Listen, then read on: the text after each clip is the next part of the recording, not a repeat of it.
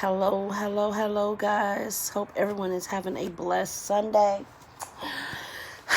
Thank you for joining me for Bedside Baptist Chronicles. This is Carmelita McRoy.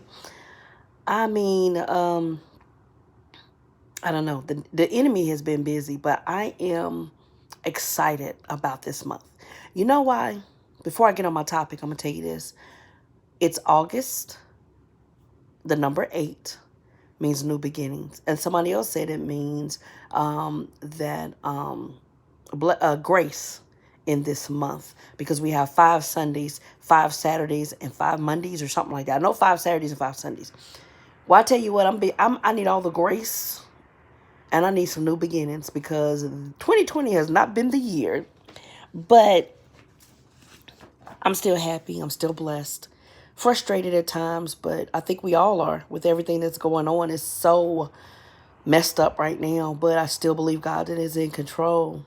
And that's why I want to tell you today, the scripture that I have is Colossians 3:2. And that set your affection on things above, not things on the earth. The reason why a lot of people are struggling right now because they're focused on things here. Oh my God, if I don't get this money from the government. Oh my God, my job ain't called me back.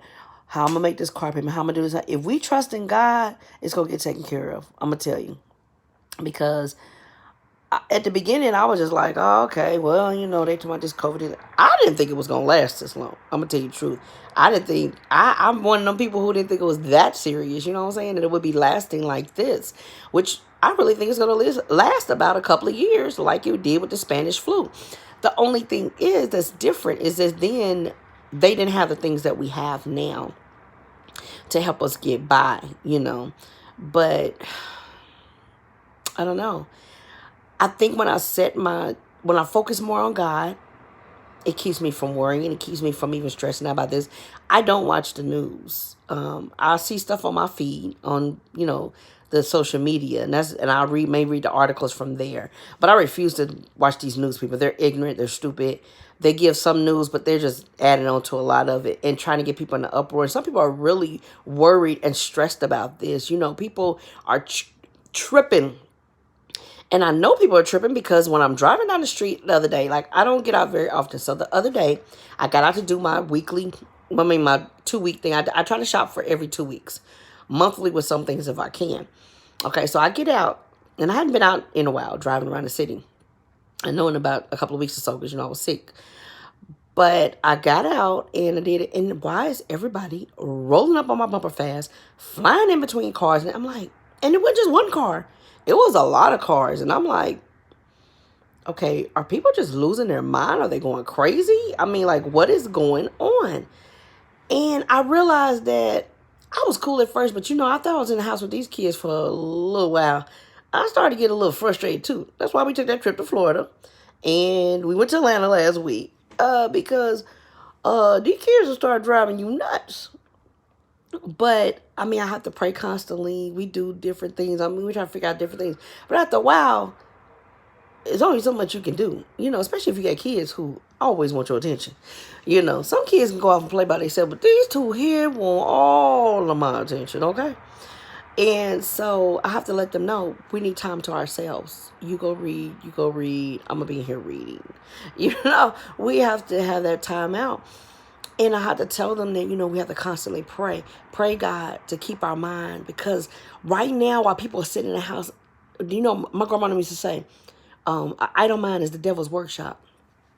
Some people are sitting in their house and the enemy is taking over their mind.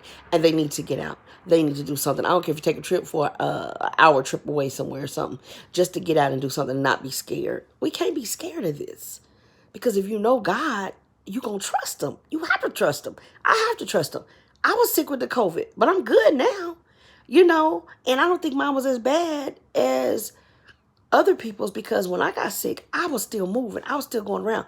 I didn't know if for the first week that's what it was. I thought it was my allergies. So I'm just taking allergy medicine. But it was like, okay, I'm not getting any better. My throat's feeling worse and everything, So I had to start praying. And it was like, God was like, he had me moving.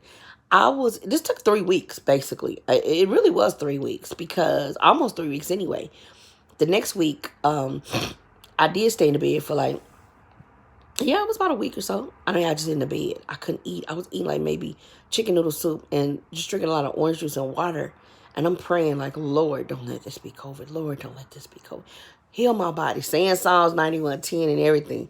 When I figured out it was COVID, I was really upset. Like, I've been speaking Psalms 91:10 in this house, and you let me. But you know what? He let me live through it. That's the thing. So that's because I had to set my sight on above. Not on what's on this earth. It's going around.